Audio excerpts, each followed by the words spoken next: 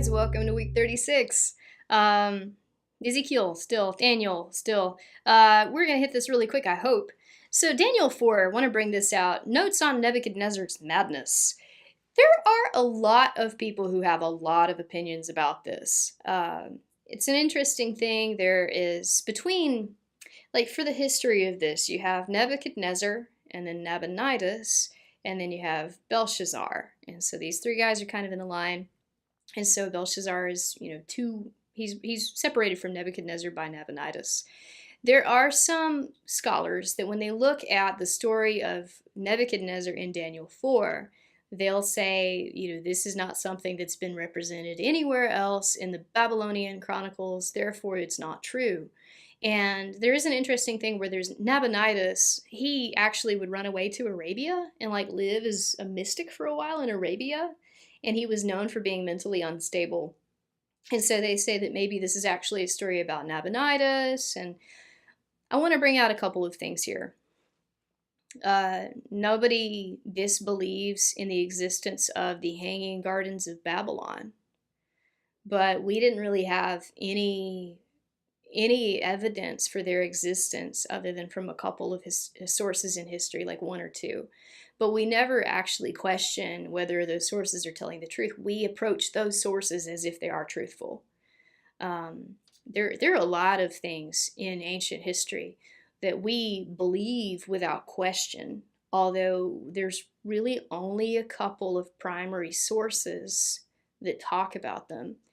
Even I believe it was the existence of Belshazzar. He wasn't really backed up by anything in history up until the 1850s, when people were digging out there and they finally started to find coins and stuff with his inscription.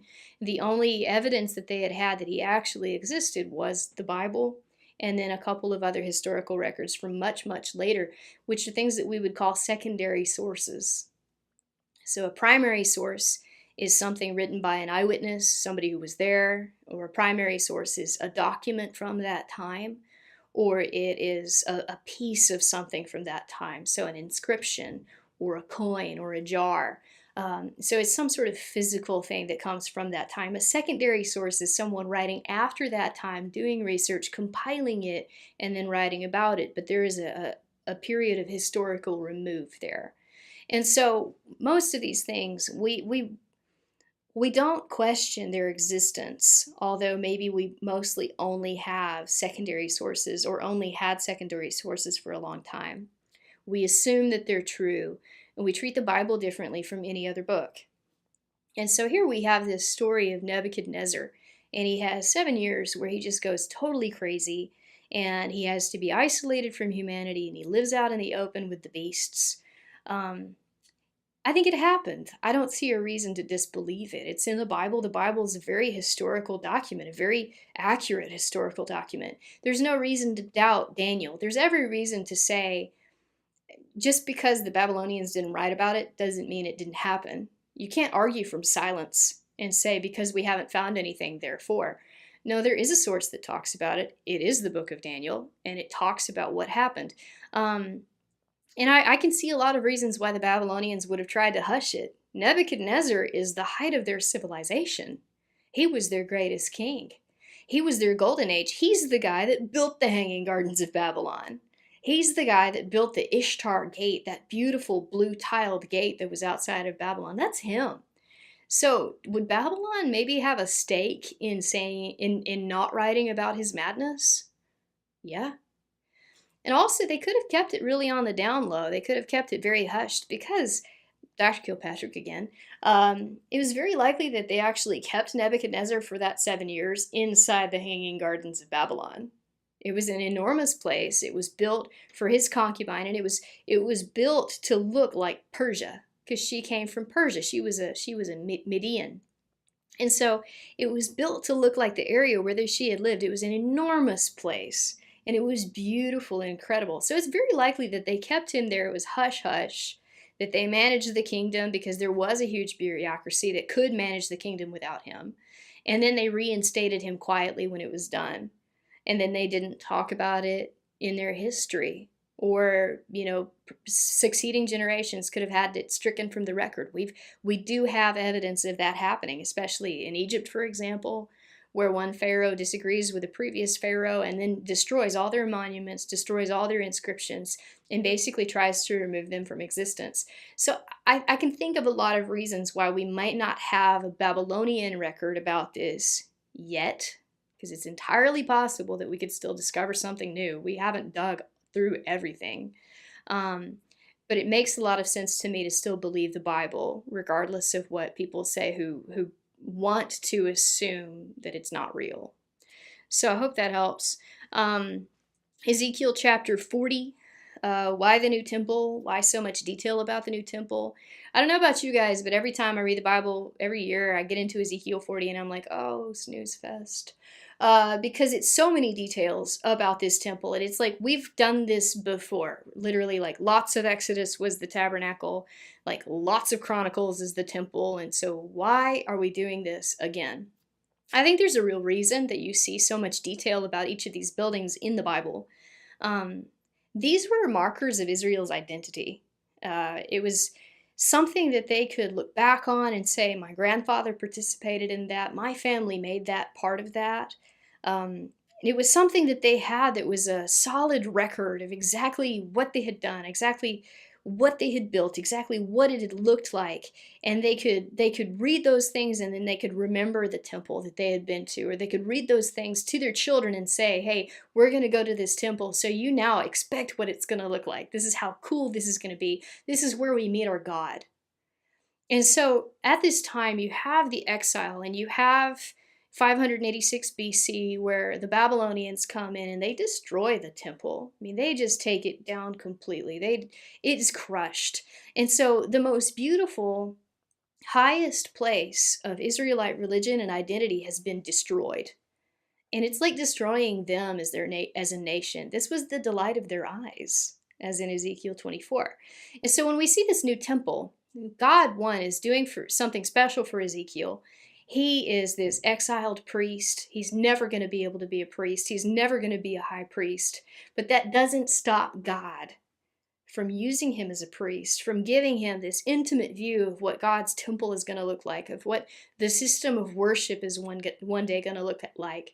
And it also gives Israel hope, because it says there's this concrete set of plans of exactly what the measurements of this thing will be and what it's going to be made of, which says this is a restoration. What you had before will be restored. You will have something physical, something that you can look at. You will have the delight of your eyes again. And then also setting it up for, like, this temple is going to be the temple that the glory of God returns to. And it doesn't return to it the same way that the glory of God fell on the tabernacle, in this huge, massive, just blast of glory that nobody could stay in there because the glory filled every inch. It's not going to be like the temple where the smoke came and it forced everyone out because the glory of God was so palpable inside there. This glory is going to walk in on his feet. This time the glory of God is going to enter, lowly and humble as a human, and he's going to come in as a baby. And he's going to be brought in, and he's going to be welcomed by Simeon. He's going to be brought in by his parents. He's going to be blessed. He's going to be ushered into all of the practices and the promises and the pictures of the promise of his people. He's going to go there. He's going to go there every year. He's going to go there 3 times a year for the celebrations.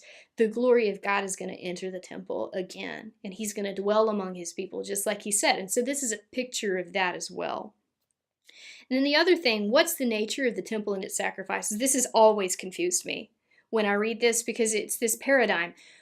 After Christ, there is no more sacrifice for sin. There is no more need for a sacrifice for sin. And so is this temple, this description of this temple that has a river of life flowing from underneath it, that looks like heaven, sounds like heaven? Is this temple something that was going to happen between Ezekiel and Christ, or is this temple something happening after Christ? And if it happens after Christ, why are there sacrifices? So I did a little research on this. It's a bit different from the system under Moses. There's no high priest described in this because Christ is the high priest. So there's no need for a high priest.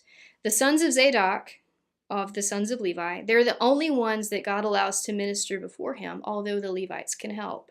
So you no longer see a full Levitical priesthood. That's interesting. It's just the sons of Zadok. And they're not performing the same kinds of things that they did under the old system. Because in this text, you don't see the Day of Atonement. You don't see the Ark of the Covenant. You don't see Pentecost, the Feast of Weeks. You don't see a high priest. There's no full Levitical priesthood with all of its duties. The only things that they get to do are to slaughter the animals, wash, cook, and eat the various sacrifices. So they no longer form an intercessory role for the people.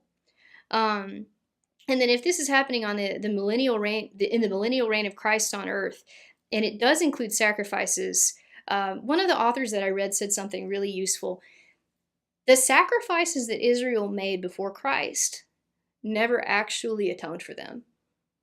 The sacrifices that they made were only ever symbols.